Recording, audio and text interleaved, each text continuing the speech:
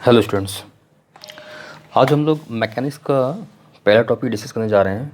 Last lecture में मैंने जो आपसे डिस्कस किया था वो मैकेनिक्स क्या होता है, मैकेनिक्स की ब्रांच के बारे में डिस्कस किया था, हमें क्या क्या स्टडी करना है मैकेनिक्स में और क्या स्टडी नहीं करना है, ये डिस्कस किया था हमने।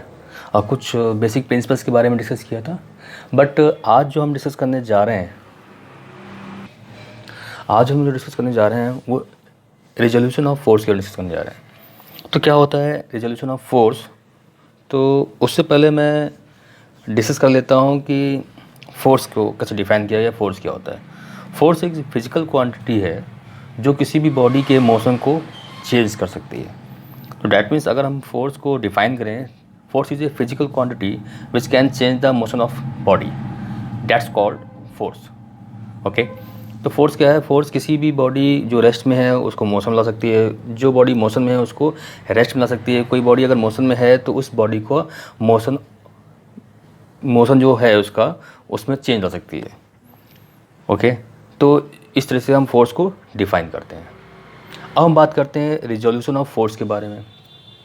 तो रिजोल्यूशन ऑफ फोर्स के बारे में अगर हम समझें तो रिजोल्यूशन जो वर्ड है वो डायरेक्ट फोर्स से कनेक्टेड नहीं है, ये जनरली कनेक्टेड होता है वेक्टर से। वेक्टर में कैसी क्वांटिटी है? वेक्टर क्या है? वेक्टर में क्या है? डायरेक्शन की भी जरूरत पड़ती है और मैग्नीट्यूड की भी जरूरत पड़ती है। तो अगर हम रिजोल्यूशन ऑफ फोर्स की बात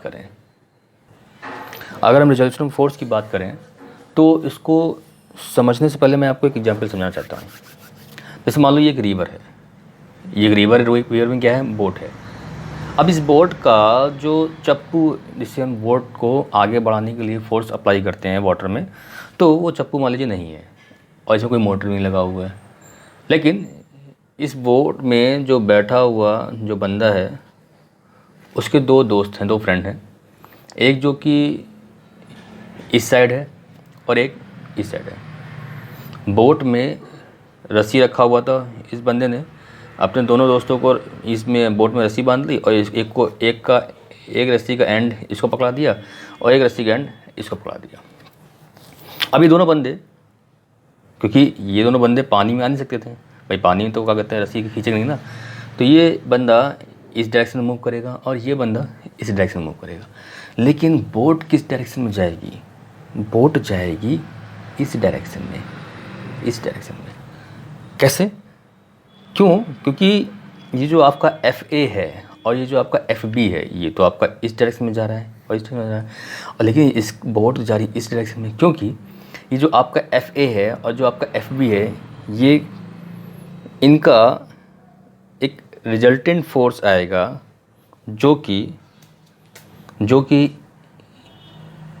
FA है और जो FB है वो एक रिजल्टेंट फोर्स क्रिएट करेंगे जो कि इस डायरेक्शन में। अब मतलब मेरे कहने का क्या है कि इस रिजल्टेंट फोर्स के, या फिर कह सकते हैं कि FA और FB क्या है? दो कंपोनेंट हैं किसके? रिजल्टेंट फोर्स के।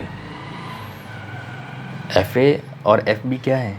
कंपोनेंट है रिजल्टेंट फोर्स के। या ये कह सकते हैं कि FA और FB जो कि कंपोनेंट थे उन्होंने एक रिजल्टेंट फोर्स क्रिएट किया इस डायरेक्शन में।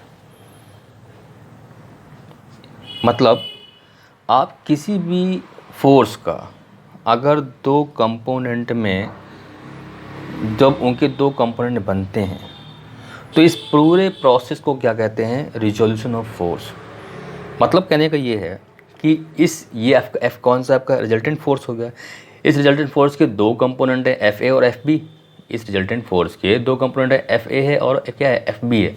तो इन दोनों, ये जो आपका रिजल्टेंट फोर्स के जो कंपोनेंट है FA और FB जो कंपोनेंट है, तो इस पूरे प्रोसेस को क्या कहेंगे हम? Resolution of force. यानी कि हमने क्या किया है? इस फोर्स का रिजोल्यूशन निकाल लिया है, यानी कि इस फोर्स को रिजॉल्व कर लिया हमने दो कंपोनेंट में। जब हम किसी फोर्स को दो कंपोनेंट में रिजॉल्व कर लेते हैं तो उसको बोलते हैं रिजोल्यूशन ऑफ फोर्स। तो यानी कि इस प्रोसेस, यानी किसी फोर्स को अगर हम दो कंपोनेंट में डिवाइड कर लें तो उसको बोलते हैं रिजोल्यूशन ऑफ फोर्स। ठीक है, यही कह सकते हैं कि दो फोर्सेस का हम दो फोर्स हैं जो एफ ए एफ बी, ये क्या है, कंपोनेंट हैं किसके, रिजल्टेंट फोर्स के। तो मतलब कहने का अगर दो फोर्स हैं एफ ए और एफ बी, तो ये आपका कंपोनेंट है। इन कंपोनेंट का अगर हम रिजल्टेंट फोर्स फाइंड आउट कर लें तो रिजल्टेंट फोर्स यानी कि रिजल्टेंट फोर्स वही इफेक्ट डालेगा जो एफ ए और एफ बी डाल रहा है। तो अगर हम इसको डिफाइन करें रिजोल्यूशन ऑफ फोर्स को, तो कैसे डिफाइन कर सकते हैं? Resolution of force is the process in which divide we resolve the resultant force into two component. Resolution of force is the process in which we divide the resultant of force into two component. तो इसको हम इस तरह से define करते हैं, ठीक।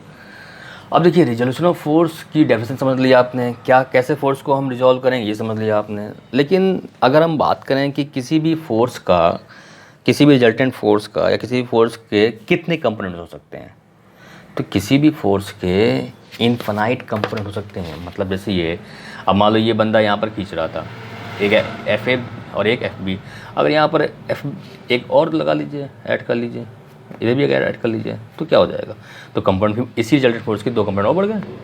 मान लिया इसको मैंने एफ ए डैश बोल दिया, इसको मैंने एफ बी डैश बोल दिया, तो दो कंपाउंड और बढ़ गए ना।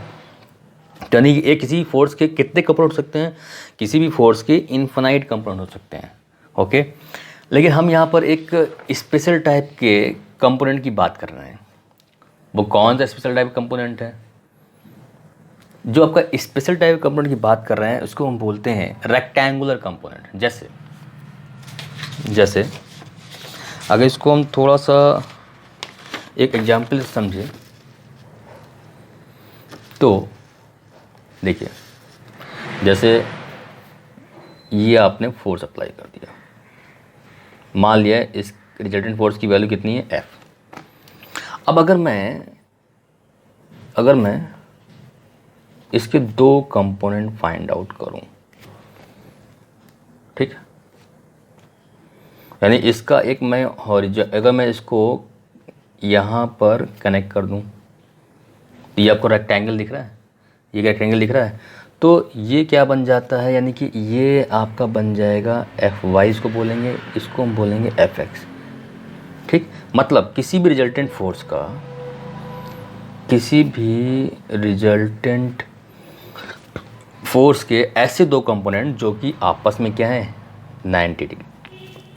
एफ एक्स और एफ वाई क्या है, इस रिजल्टेंट फोर्स के दो कंपोनेंट हैं, लेकिन ये आपस में क्या है, 90 डिग्री पर हैं। जो ऐसे कंपोनेंट को हम बोलते हैं रेक्टेंगुलर कंपोनेंट। मतलब रिजल्टेंट फोर्स एफ हो गया, इससे कंपोनेंट एफ एक्स, इससे कंपोनेंट क्या हो गया, एफ वाई, मगर ये जो कंपोनेंट है ये आपस में क्या है, ये 90 डिग्री पर है। तो ऐसे फोर्स को हम क्या बोलें, एफ एक्स एफ वाई क्या हो जाएगा, रेक्टेंगुलर कंपोनेंट किसका, इस रिजल्टेंट फोर्स का, ओके। अच्छा, अब इसको हम फाइंड कैसे करेंगे, तो यहाँ पर मैंने वही चीज़ मैंने एक्सप्लेन की थी कि अगर हम इस रिजल्टेंट फोर्स का कंपोनेंट की वैल्यू को, कंपोनेंट निकालना चाहते हैं, तो उसको हम कैसे फाइंड आउट करेंगे ये देखा जाए, ठीक। तो जैसे यहाँ पर रिजल्टेंट फोर्स है, ये रिजल्टेंट फोर्स है, इसकी वैल्यू कितनी रखी है, 10 न्यूटन। इसके कंपोनेंट फाइंड करने, कौन से कंपोनेंट, रेक्टेंगुलर कंपोनेंट। तो रेक्टेंगुलर कंपोनेंट एक क्या हो जाएगा, एफ एक्स हो जाएगा, एक क्या हो जाएगा, एफ वाई हो जाएगा, ठीक है। यहाँ पर जो एफ ए लिखा हुआ वो एक्चुअल में क्या है, वो एफ एक्स ही है, और यहाँ पर जो एफ बी लिखा हुआ वो क्या है, एफ बी है, कोई दिक्कत नहीं। यहाँ तक क्लियर हो गई चीज़ें, तो आगे प्रोसीड करते हैं। तो मैं ये कह रहा था कि अगर मुझे किसी भी रिजल्टेंट फोर्स का या किसी फोर्स का मुझे रेक्टेंगुलर कंपोनेंट की वैल्यू अगर निकालनी है तो कैसे निकालेंगे। तो आपको एक चीज़ याद रखनी है, तो कभी भी आपको देगा इस तरह क्वेश्चन रिजॉल्व करने के लिए, कंपोनेंट फाइंड आउट करने के लिए, तो आप ऑलवेज रिमेंबर याद रखें, एक आपको एंगल दिया होगा, मान लीजिए ये थीटा एंगल आपको दिया हुआ है। तो अब इस केस के लिए जो रेक्टेंगुलर कंपोनेंट है, तो मैंने इसको यहाँ से ज्वाइन कर दिया, तो ये क्या बन गया, रेक्टेंगल बन गया। अब रेक्टेंगल बनने के बाद जो रिजल्टेंट फोर्स का हमें कंपोनेंट फाइंड आउट करना है, जिसको हम बोल रहे हैं रेक्टेंगुलर कंपोनेंट बोल रहे हैं, तो एक हो गया आपका यहाँ पर एफ एक्स हो जाएगा, ठीक, और यहाँ क्या हो जाएगा, एफ वाई हो जाएगा। तो एफ एक्स की वैल्यू कितनी है या एफ वाई की वैल्यू कितनी है, इसको सॉल्व करने के लिए एक फॉर्मूला याद रखना है आपको, F X equal to F cos theta, F Y equal to F sine theta. अब देखो इसको आप ऐसे याद करोगे तो नहीं याद कर पाओगे, समझना कैसे समझिए।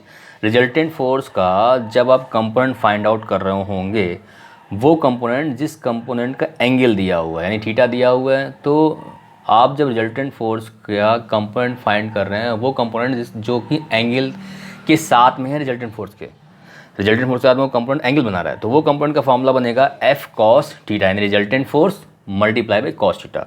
और वो कंपोनेंट जो कि रिजल्टेंट फोर्स के साथ एंगल नहीं बनाएगा उसकी वैल्यू क्या आएगी, F multiply by sine theta. ये हमेशा आपको रिमेंबर रखना है, याद रखना है, यही कंसेप्ट आपको यूज़ करना है। ये आपको आगे पूरी मैकेनिक्स में यूज़ करना होगा जब भी आप किसी भी फोर्स का कंपोनेंट फाइंड आउट करेंगे। मैं रिपीट कर रहा हूँ, फिर समझने की कोशिश कर रहा हूँ, किसी भी रिजल्टेंट फोर्स का जब आप वो कंपोनेंट फाइंड आउट कर रहे होंगे जो कंपोनेंट रिजल्टेंट के साथ में एंगल बना रहा होगा, तो उसके साथ उसकी वैल्यू निकालने के लिए resultant force multiply by cos theta. वो कंपोनेंट जो कि रिजल्टेंट के साथ में एंगल नहीं बना रहा है उसकी वैल्यू को फाइंड आउट करने के लिए रिजल्टेंट फोर्स मल्टीप्लाई क्या हो जाएगा, sine theta. Okay, I think यहाँ तक क्लियर हो गया होगा। कुछ एग्जाम्पल्स को लेकर समझते हैं तो और इजी में समझ में आएगा, राइट। चलिए,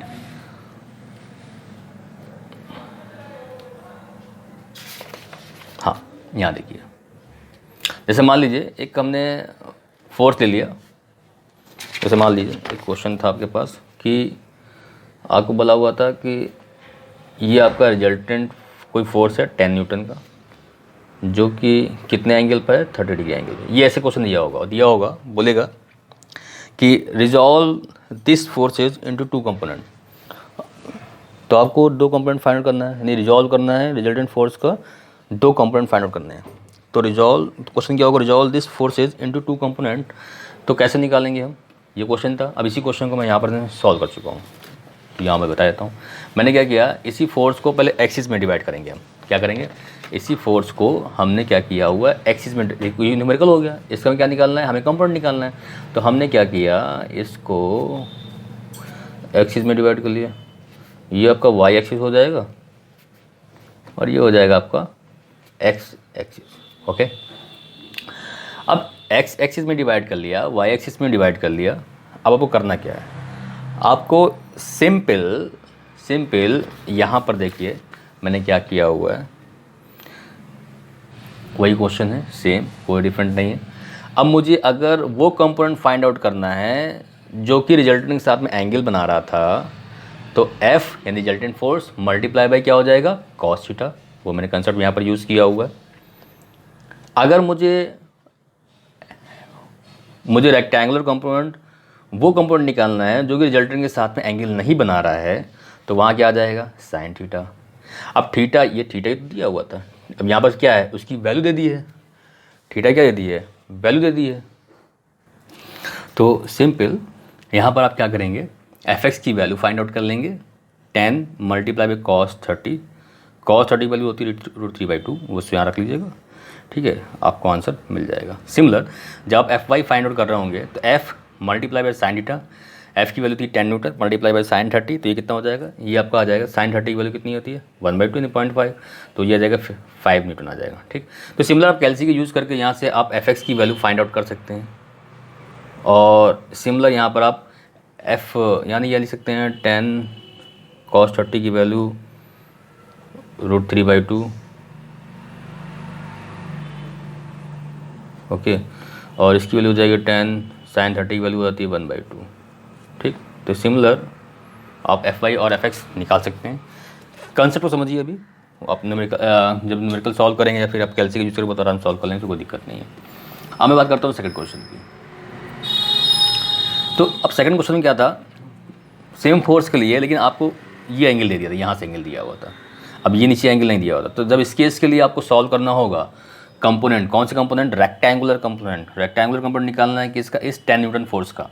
तो मैंने बताया था कि जब आप fx निकालेंगे तो अब यहाँ पर तो इसका एंगल नहीं दिया हुआ है, जब इसका एंगल नहीं दिया हुआ है तो हम क्या करेंगे, साइन यूज़ कर देते हैं। तो fx इक्वल टू क्या हो जाएगा, रिजल्टेंट फोर्स यानी f multiply by sine theta. अभी थीटा यहाँ हो गया, तो साइन क्यों आया, क्योंकि यहाँ पर ये जो आपका कंपोनेंट था रिजल्टेंट के साथ में एंगल नहीं बना रहा है, तो वहाँ यूज़ करते हैं साइन। तो इसकी वैल्यू सॉल्व कर लेंगे, आपको आंसर मिल जाएगा। सिमिलर जब हम बात करेंगे fy की, तो fy क्या है यहाँ पर, fy यहाँ पर रेक्टेंगुलर कंपोनेंट है इस रिजल्टेंट फोर्स का, मगर ये एंगल बना रहा है, कितना बना रहा है 70 डिग्री। तो इसकी जो वैल्यू फाइंड आउट करोगे, जब ये फाइंड आउट करोगे तो एफ वाई इक्वल टू आएगा F multiply by cos theta. क्योंकि भाई आपका ये कंपोनेंट एंगल बना रहा ना रिजल्टेंट फोर्स के साथ में, इसलिए क्या आ जाएगा एफ मल्टीप्लाई कॉस थीटा। तो कॉस यानी 10 रिजल्टेंट फोर्स हो गया मल्टीप्लाई कॉस 70, ये आपको वैल्यू दे रही कि सॉल्व कर लेंगे, कैल्शियम निकाल के आंसर निकाल लीजिएगा। तो ये कुल मिला के मुझे कंसेप्ट समझाना है आपको कि कैसे हम लोग ये चीज़ों को सॉल्व करते हैं। तो आइए नेक्स्ट क्वेश्चन सॉल्व करते हैं। अगर यहाँ तक क्लियर हो गया है कंसेप्ट, तो इसको बार बार देखिएगा तो अपने आप ये चीज़ें आपको, जो आप ये बार बार में आप देखोगे इस वीडियो को, तो अपने आप इस कंसेप्ट क्लियर होना शुरू हो जाएगा। अब देखिए, जैसे मान लो ये आपका 50 न्यूटन का फोर्स दिया हुआ था, अब ये आपका कितना एंगल दिया हुआ है 40 डिग्री एंगल दिया हुआ है। अगर मैं ऐसे कंपोनेंट फाइंड आउट करूँ, इसको यहाँ से तो रेक्टेंगल कंपोनेंट हो जाएगा, ये आपका हो जाएगा एफ एक्स और ये हो जाएगा आपका एफ वाई, ठीक है।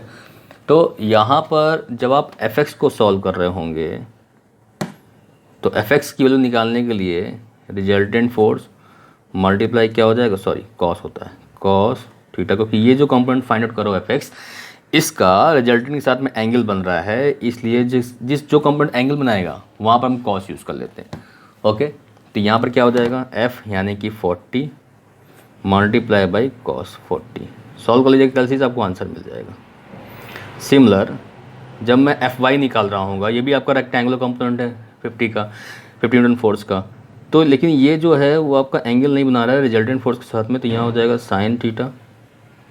अब यहाँ पर वैल्यू पुट कर दीजिए 50 मल्टीप्लाई बाई साइन 40 डिग्री, यहाँ से आपको ये कंपोनेंट मिल जाएगा। एक थोड़ा सा टिप के लिए क्वेश्चन सॉल्व करते हैं, ठीक है, आराम से हो जाएगा। देखिए क्वेश्चन क्या था अपने पास,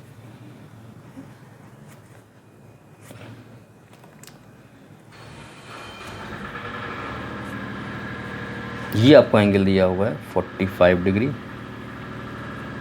और ये फोर्स दिया हुआ है आपको 800 न्यूटन और ये आपको एंगल दिया हुआ 10 डिग्री। आपको इस फोर्स का रेक्टेंगुलर कंपोनेंट निकालना है, तो इसको कैसे निकालेंगे, इसको मैं काम करता हूँ, इसको मैं एक्सिस पे ड्रॉ कर लेता हूँ। तो जब तुम एक्सिस पे ड्रॉ करोगे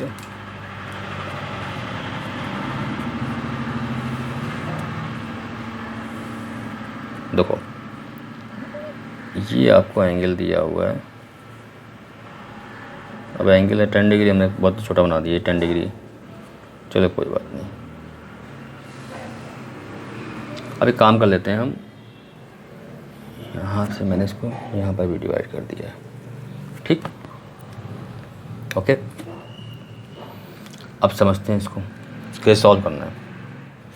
देखिए अगर ये 45 डिग्री है तो यहाँ से लेकर यहाँ तक का एंगल कितना हो जाएगा 45 डिग्री हो जाएगा, ओके, इतनी बात समझ में आती है। और अगर ये 45 हो जाएगा तो ये तुम्हारा एंगल, यहाँ तक का एंगल ये कितना हो जाएगा भाई, यहाँ से लेकर यहाँ तक 45, तो 45 10 घटाओ कितना आएगा 35 डिग्री। तो यानी कि ये एंगल कितना है, ये 10 यहाँ पर नहीं, सॉरी ये 10 यहाँ पर नहीं है, ये हमने गलत ड्रॉ कर दिया, ये हमने गलत ड्रॉ कर दिया, इसको हटा देते हैं, ठीक। तो ये जो एंगल आपको दिया हुआ है ये हमको मालूम चल गया एंगल कितना 35 डिग्री। अब ये एंगल मालूम चल गया, आराम सॉल्व कर सकते हैं। वो एक्चुअली में ये लाइन थी, ये लाइन जा रही थी, ये 10 डिग्री थी, ये ऐसे था, यहाँ पर अगर मैं इसको ड्रॉ करूँगा तो ये आपका था 10 डिग्री और ये आपको दिया हुआ था 45 डिग्री। तो यहाँ से लेकर यहाँ तक ये एंगल हो जाएगा 45 डिग्री, ठीक। अब इसके बाद इसके अगर मैं कंपोनेंट करूँ तो देखिए ये फोर्स हो गया,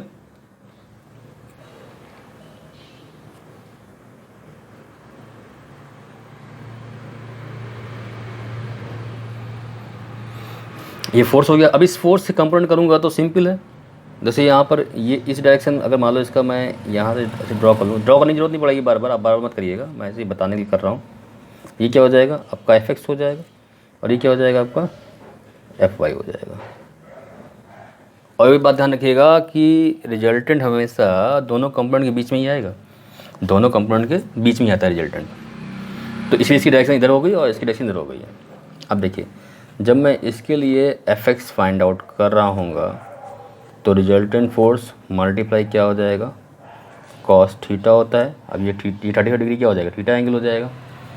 तो F X it is equal to 800 multiply by cos 35 हो जाएगा। इसको सॉल्व कर लेंगे, आपको इसका आंसर मिल जाएगा। ठीक है, उसके बाद एफ वाई की बात करें तो एफ वाई क्या हो जाएगा, एफ डॉट साइन थीटा, तो 800 मल्टीप्लाई बाई साइन 35 हो जाएगा। ऐसा क्यों, देखो ये जो आपका एफ एक्स वाला कंपोनेंट था ये एंगल बना रहा था रिजल्टिंग के साथ में 35 डिग्री, तो कॉस यूज़ कर लिया। ये जो आपका एफ वाई था ये एंगल नहीं बना रहा था इसके साथ में, इसलिए क्या यूज़ कर लिया हमने, साइन यूज़ कर लिया। अब यहाँ से एफ एक्स निकाल लीजिएगा, एफ वाई निकाल लीजिएगा। अगर डायरेक्शन की बात है तो ये देख लीजिएगा कि इसकी एफ एक्स की डायरेक्शन किधर होगी, लेफ्टवर्ड होगी, तो यहाँ पर डायरेक्शन शो कर दीजिएगा बस केवल। और ये एफ वाई की डायरेक्शन किधर होगी, डाउनवर्ड होगी, तो यहाँ पर डाउनवर्ड शो कर दिया हमने। ठीक है, बस एक बात ध्यान रखिएगा कि कंपोनेंट, दो कंपोनेंट जो हैं उनका जो रिजल्टेंट हमेशा दोनों कंपोनेंट के बीच में ही आएगा, हमेशा कहाँ आएगा, बीच में आएगा। आई थिंक ये लेक्चर आपको समझ में आ गया होगा। और मुझको लगता है कि ये चीज़ों को बार बार आप रिवाइज़ करिए, बार बार इसको देखिए, बार बार समझिए। कोई अगर प्रॉब्लम है तो आप कमेंट कर दीजिए या फिर आप मुझसे यूट्यूब पर आप कमेंट कर दीजिएगा। ठीक है, अगर नहीं समझ में आता है और अगर मान लीजिए आपको चीज़ें क्लियर होती जा रही हैं, ठीक है, तो इसको बार बार देखिए, समझिए और इसके न्यूमेरिकल्स सॉल्व करने की कोशिश करिए। ओके, आज इतना ही रखते हैं, आज के लिए इतना ही काफ़ी है। Okay, thank you class.